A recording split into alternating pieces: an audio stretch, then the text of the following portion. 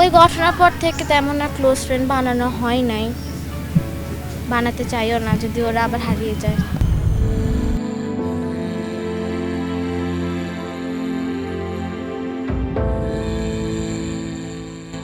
Like I accepted my death, এমন একটা অবস্থায় ছিলাম। আসলে সব থেকে ওয়ার্স্ট ফিলিং এটা ছিল না যে আমার হাত পড়ে যাচ্ছে বা আমার ব্যথা করছে বা চলে যাচ্ছি, সব থেকে খারাপ লাগছিল যে আমি মরে যাচ্ছি একা একটা রুমে, কেউ নেই, অনেক ধোঁয়া ছিল, আসলে অনেক গরম ছিল, বাইরে আমি মানুষ দেখছি কিন্তু আগুন ওই সময় নিভে যায়।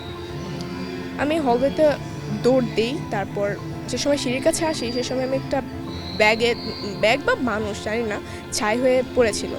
তো কোনো ক্লাসরুমে কেউ ছিল না। আমার কাছে মনে হলো যে এটা কি মানুষ নাকি আমি নিজের বডিও ফিল করতে পারছিলাম না, কারণ কি এত বেশি ব্যথা ছিল যে আমার মনে হয় যে পেইনের যে একটা অর্গান থাকে যেটা ফিল করার জন্য, ওইটা আমার কাছে মনে হয় যে এটা স্টপ হয়ে গেছে বা লাইক কাজ করা বন্ধ করে ফেলছে।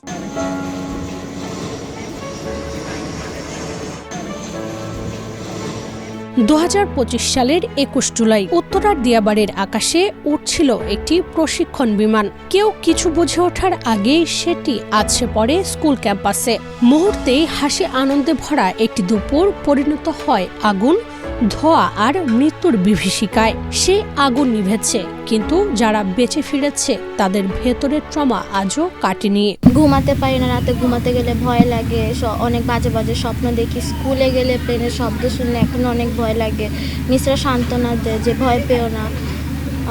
কোথাও গেলে জোরে কোনো শব্দ হলে ভয় পায়। টান খায় হাতে, আবার মাঝে মাঝে লিখতেছি, প্লেনের শব্দ শুনছি তো একটা লাইন মনে করছি, ওটা আবার ভুলে গেছি, পরে ওটা মনে করতে আরও অনেক সময় লাগে।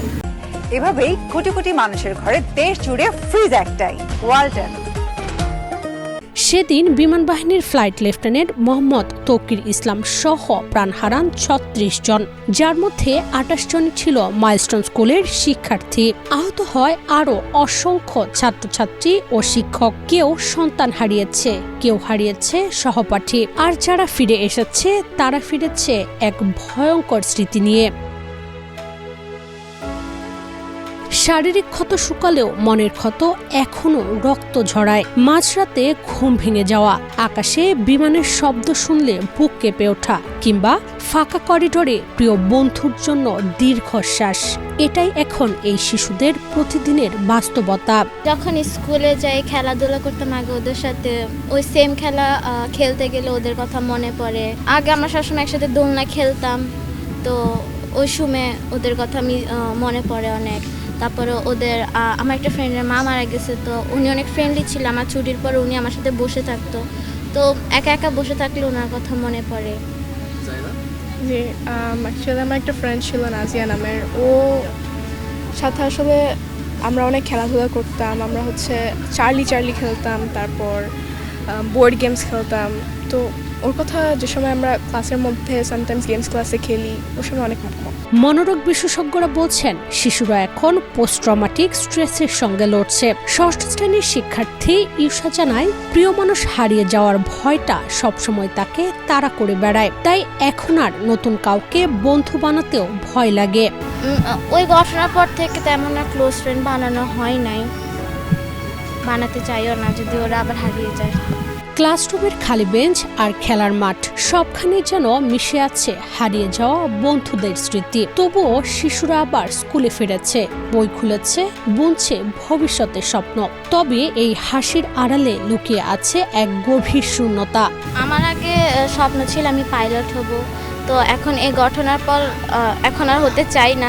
ফিউচার নিয়ে চিন্তা করা বন্ধ করে দিই, কারণ কি যত চিন্তা করে মনে হয় যে যদি আবার কিছু বাধা দিয়ে দেয় এরকম, তাই আসলে আমি ফিউচার নিয়ে এতটা বেশি চিন্তা করি না।